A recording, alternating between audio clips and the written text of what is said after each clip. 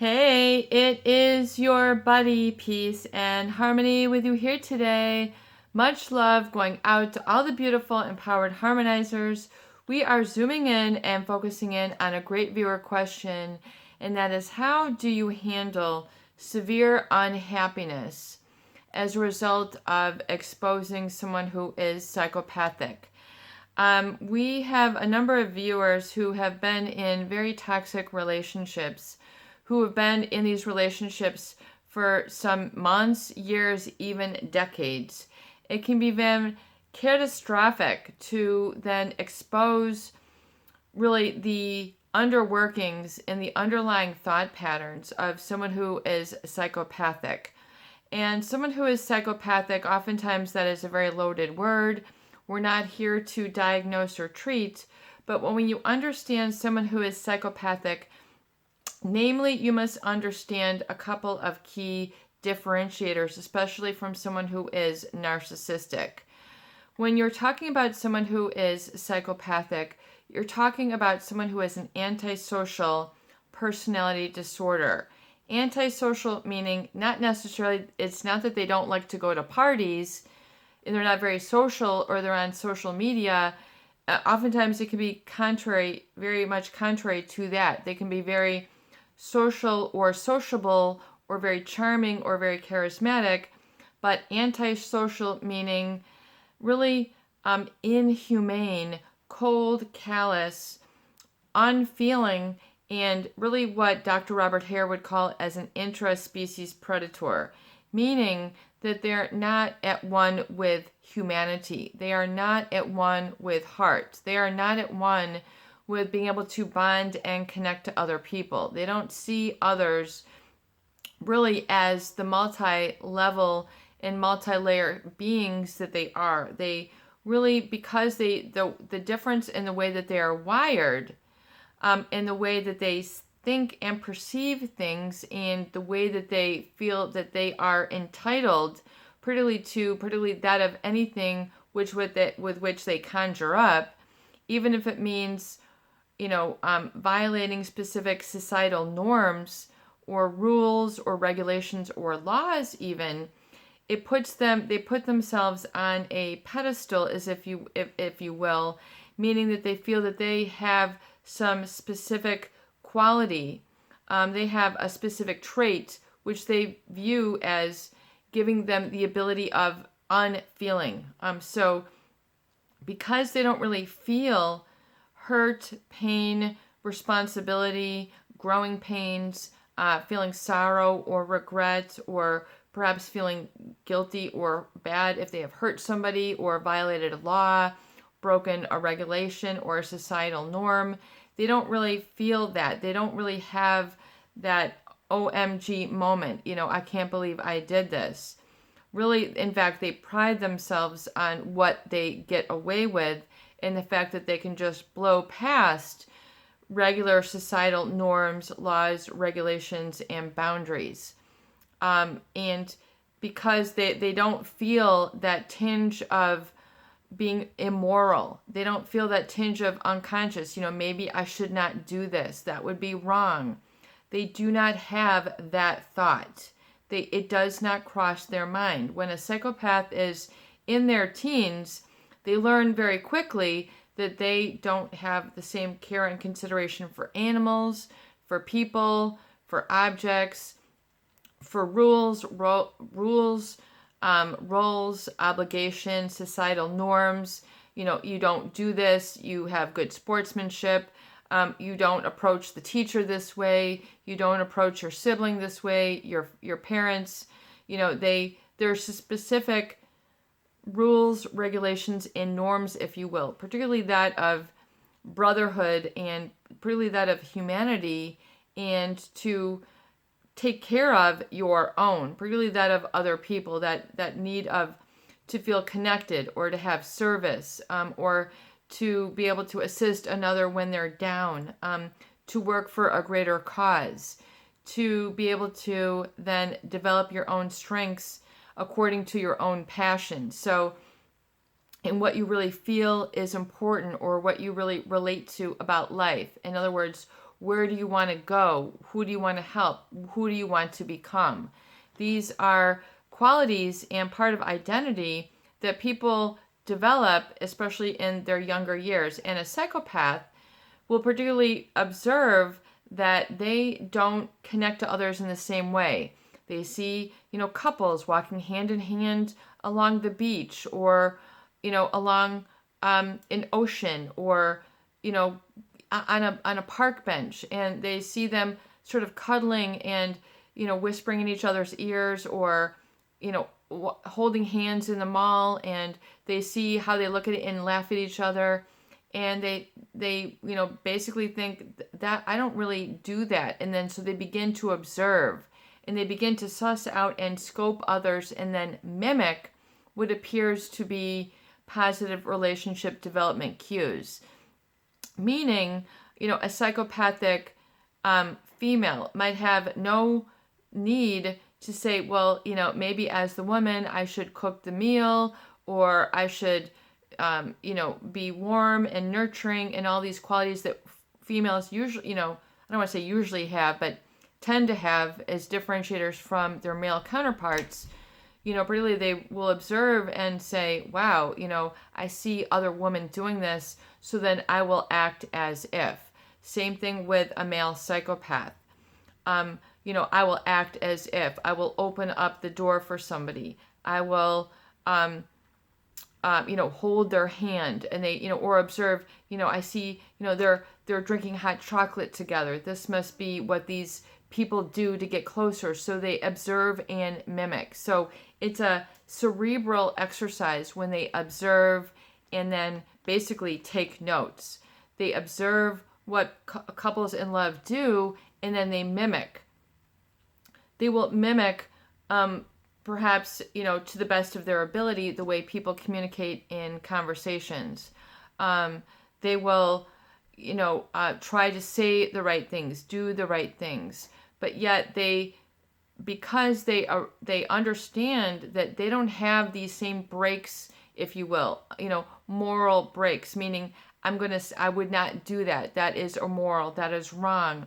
A psychopath doesn't have that same thought or feeling, and therefore they don't always have the same behavior. Oftentimes more than not, meaning they have no problem violating the norms of others, even if it means upsetting others, having 2 and 3 relationships, but furthermore, acting as if, the life of pretend, which is really what can cause a lot of unhappiness, the bait and switch from a psychopath. In other words, they will lure you along, seduce you along, tell you all the things that you want to hear, whisper the sweet nothings that make you go ooh and ah, and in order to get furthermore entrenched in their way of thinking or their way of life. People then think that this is the answer, that this is their savior to their prayers, when they say, wow, this person, can do all these things that most normal people can't, and I am so lucky to have this person. And so the person might violate a lot of regular boundaries and norms, or not be stopped as if. So a lot of people then make the mistake of admiring these people.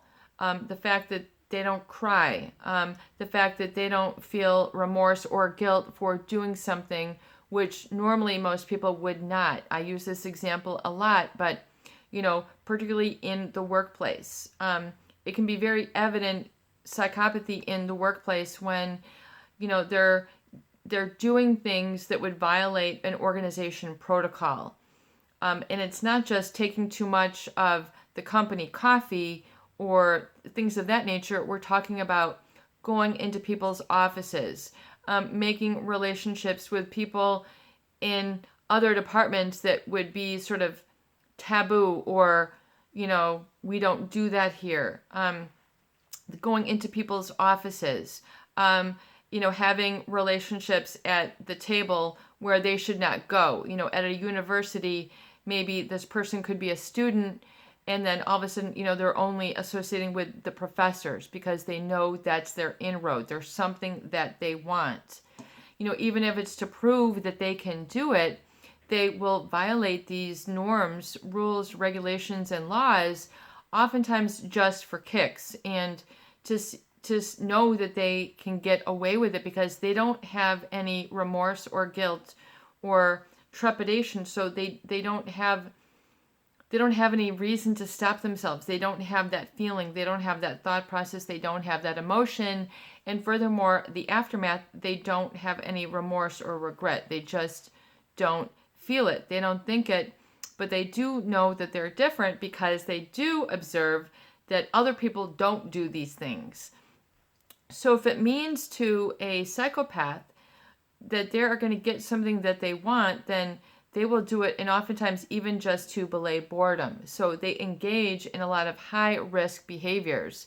And for some people who get caught up or are in quote-unquote relationships, and I put relationship in air quotes because these people do not have relationships in the way that you think. They basically have supply. They surround themselves with people who are really just nothing more than objects to deliver the result with which they are seeking. So if they need a decoy of a relationship, a decoy meaning like a stand-in spouse, these people have no problem, doing that. Getting married to someone who fits the bill, someone who will give them, unlimited affection, be an unlimited ear for them, to be an unlimited companion, to be as a shield, to make it as if they are normal. When a psychopath could be really nothing more opposite from that truth. They are not normal. They don't have normal feelings. They don't have passion. They don't have love. They don't experience fear. They experience really kind of the drive to get what it is that they want and to have power and control over others. But furthermore, they have a hypersensitivity to dopamine, which is the reward chemical. And they oftentimes have a higher level of testosterone, which is responsible for that sort of aggression, or a lot of people might call it an insensitivity. So they've got a lot of get up and go, if you will. And if they're able, because of their hypersensitivity to dopamine, the feel-good or reward chemical, when a psychopath wants something, they want it really bad. They will just go and get it. If they want, 10 bricks from the side of your house, for some reason, if they think that's a beautiful thing, and then you're going to end up with 10 bricks missing from the side of your house. If they like the doorknob on the office door, and all of a sudden the doorknob is missing, we don't know where it went, the psychopath has got this at their home. Very strange, idiosyncratic behaviors, which almost to me is like a calling card that is so odd that a lot of people who are then in close relationships become amused or enthralled or find it fascinating, and are oftentimes, then just sort of going along with the charades, meaning they might do strange things. If they want your underwear and they've got it in, in their bathroom drawer, or just strange items of yours. They might collect your jewelry if you're a woman, and, say, well, your jewelry will have a great home here. And then next thing you know, they will never call you back and all your jewelry is over there. Men, they might have you fix up their home, fix up their car, pay their bills, and especially men with a lot of money, paying their kids' bills. If you're for example, if you're in construction, and this is your pride and joy, why don't you build a deck for my daughter? They would love nothing more. And then, they will get them to do these things and then be very parasitic. And then they will find out and exploit what it is that you really need and sort of overindulge and satisfy those needs so that they become like nobody else. They call you by the cutest nicknames. They might give you the most sweetest gifts. In other words, nobody else would give me these socks. No one else would give me this phone case. No one else would do this and this.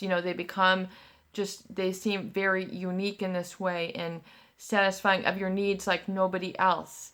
And then, of course, the romance. Nobody else will take me along, this walk along the beach, or nobody else knows that I like to sit on this bench. All these romantic things that, quote unquote, people normally don't do. And then here comes this person, male or female, that all of a sudden is just like the answer to these prayers. They seem to have it all, do it all, be it all, say the right things. And then the exposure comes. You find out that they're living double and triple lives, either romantically or professionally. That you then find the things that you were fascinated by has then changed the way that you think about things, and then you're far removed from the person that you are. Your reality then becomes feeling of an unreality. You can't believe you did this. You can't believe you did that. You can't believe where you're living. You can't believe where you're working. You can't believe you let it get this far. You can't believe you got this far in debt. You can't believe you wore that. You can't believe you said that. You can't believe you did that. And then you don't recognize your own self or your own behaviors, and you don't recognize your values. This can become very scary. It can become very alarming. And if you are in this situation, definitely, realize that it's part of a relationship with these individuals. It's just an after effect. It is a result. It is part of the brainwashing and the gaslighting and the mind control that you pick up. And also, a lot of the psychopathy will then, I don't want to say it will rub off, but people will then understand or get to become aware of the sort of aberrant behavior, whether it's hypersexualized, oftentimes hypersexualized in also a way that they then ruin other people's thought patterns. They ruin other people's behavior. They ruin other people's family or professional relationships. And because of this hypersensitivity to dopamine and the wiring of the psychopath, oftentimes they take great pleasure in seeing others' demise or their destruction. In other words, they see people freaking out when they've exposed them. And they don't feel bad. They don't feel regret. They don't feel remorse. They're like, oh, you've found this out, and oftentimes they're not at all worried. They'll have a big fight and, you're like, well, now should we talk about this? And, they're just there like brushing their teeth and they're like, what do you mean talk about things? Like they just don't have that emotional foundation or understanding of boundaries. They just, and in fact, they can go through a huge fight and you can be on the brink of breaking up, even if it's a marriage, and they're out with somebody else and they fold back the bed to look like they were there when they weren't, and you're coming in to talk. They slipped out the window or whatever. They moved some things around. They made it look like they were in bed and they just put a bunch of jeans under the covers to look like they're sleeping. They will do it all, even grown people. You're like, this person is an MD, this person is a business owner, this is a grown person, or they might travel globally and yet look at this behavior. It is very immature. It's not what you would sync up with someone of that caliber.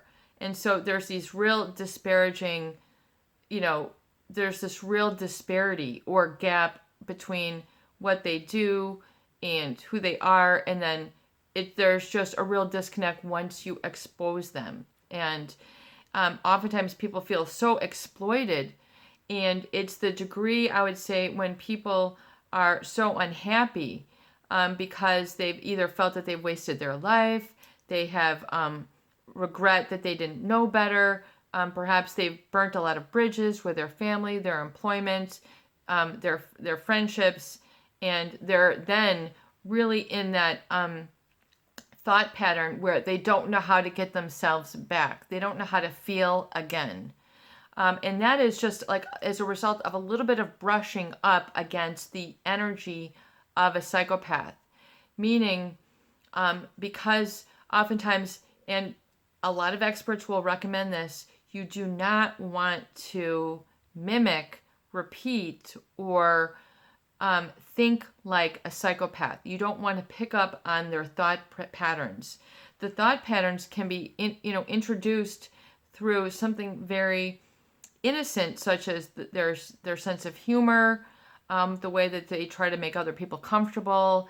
They might be very self-deprecating, meaning they might try to get people, close to them by just saying, oh, being self-deprecating, meaning putting their own selves down, or making it seem as if they have the same fears as you.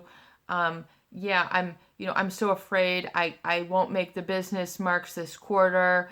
And then next thing you know, they've tripled it and they didn't tell you about it.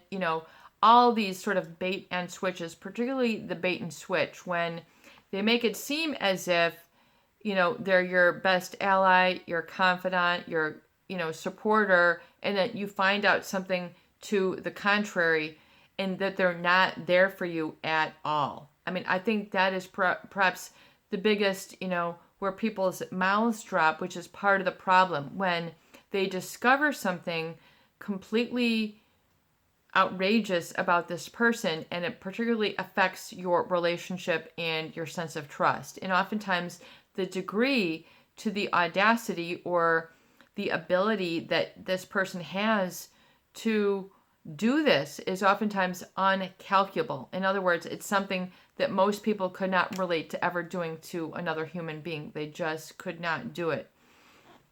So there's this shock, and literally people can be in shock, and it can be very difficult for then people to put one foot in front of the other emotionally and move through it successfully. And it can cause one to become very unhappy. Ripping you a new one, I think, is, what's kind of common vernacular. And it's kind of a strange statement, not one that I really use, but in other words, it's creating a whole nother negative feeling that you have never experienced before. I've heard people say, I never knew I could feel this disconnected. I never knew I could feel, I never knew this feeling. I've never encountered this before.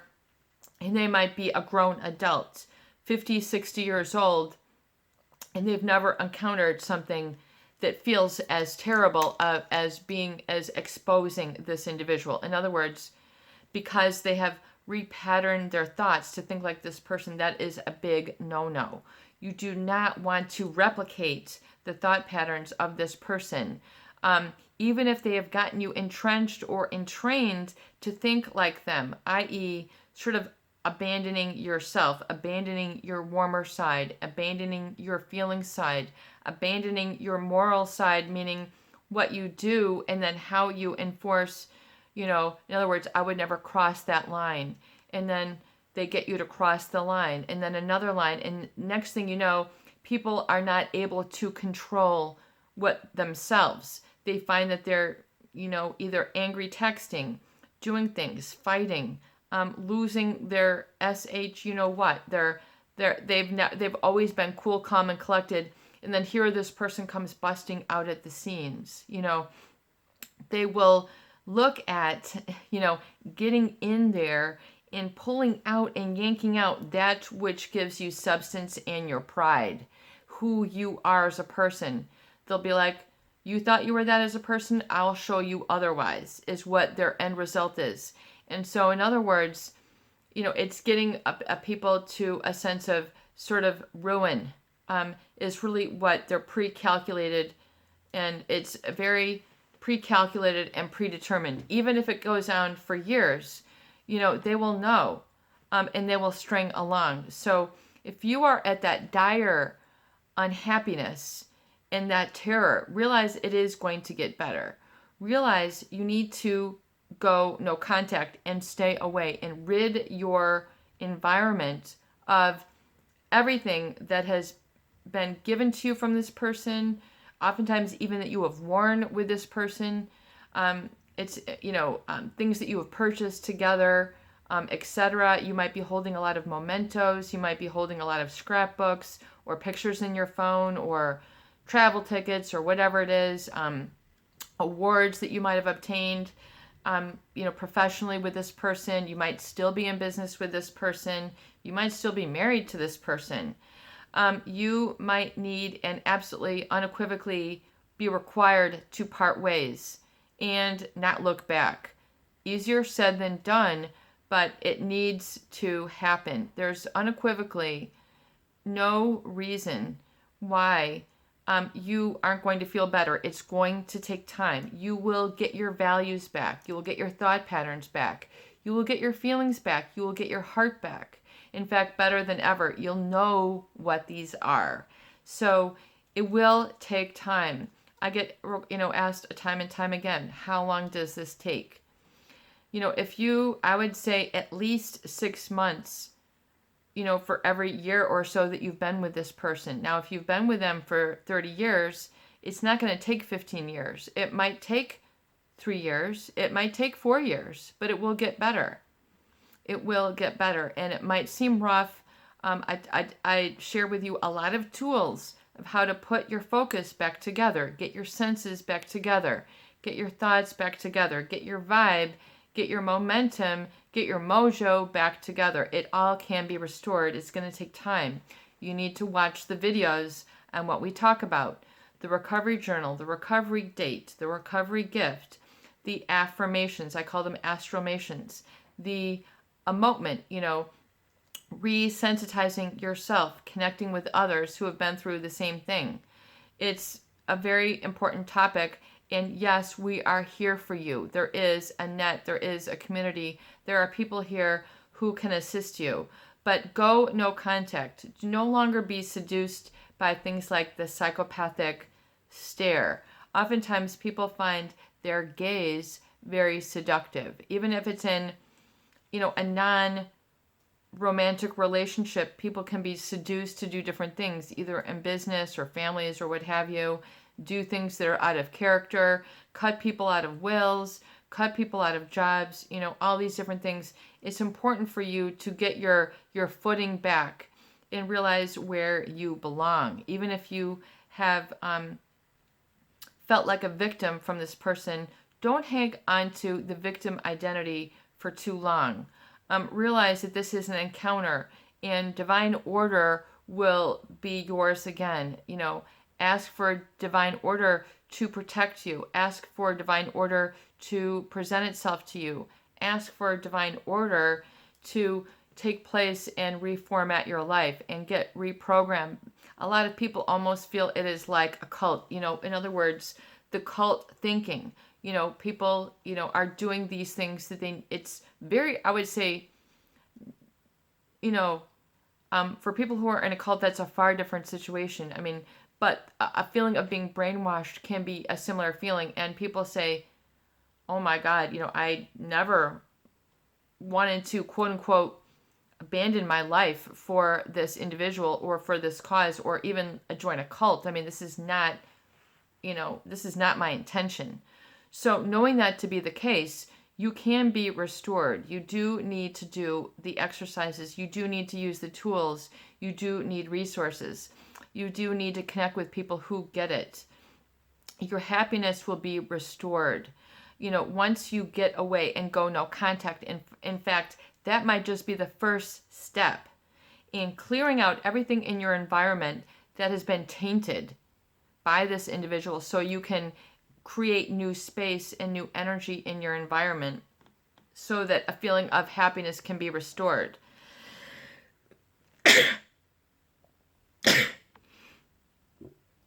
Excuse me. And so the path to your happiness might begin just by going no contact. You have to take the steps. You have to do the writing. You have to get all this toxicity out. And you have to be able to hang in there during that phase where you feel like you're not really feeling anything. In fact, might not be feeling great at all. You might not have a smile. You might have a really bad frown. You might be very tearful. You might be sad. You might be very scared. Just, go through each moment and thank God, have gratitude that you have discovered what you did at this time. Have profound gratitude and repeat that over and over again and say it out loud and feel gratitude. Do things to comfort yourself. Surround yourself with things that bring you gratitude. I have gratitude that I have this food. I have this water. I have this blanket. I have these socks. And begin to comfort yourself unequivocally. Comforting music, comforting food, comforting things on your skin. Doing things that restore you to a semblance of health. And begin to do this deliberately, meaning taking an assertive and somewhat aggressive hand with yourself and let yourself know that you've got yourself here. Maybe take some time off of work, away from things, and do some healing retreats, either through the videos, the journaling, having consultations, being able to speak to people who get this, being able to do some blogging, sort it out. You might need to make your healing a priority for the next 18 months. If it's been any degree of time, I would say at least 18 months. Not before you feel normal again, but to give yourself till you feel the sense of completion. It might take that long, but you're going to get there. And so you might as well begin to do the steps that embrace and restore you. Beginning with gratitude is one of the most powerful feelings that you can indulge in. Indulge in gratitude that you have discovered what you needed to today, and it will help you. And light a candle or 2 or 3 or 5 that brings you the feeling of warmth and humanity back into your environment. If you don't have any candles, get some today. Begin to get some new music, new food. Begin to get something that brings calming scents into your environment. All senses need to be addressed, including that of reconnecting with your 6th and 7th sense, your intuition, and your higher power, that which you might call God. Begin to develop a spiritual support system as well. It's your buddy, Peace and Harmony, with you here today, and I hope that these videos do help. Please share and please subscribe for more great tools, videos, discussion, and support. Peace out. Have a beautiful day. And be centered and focused on you. You are who is important here.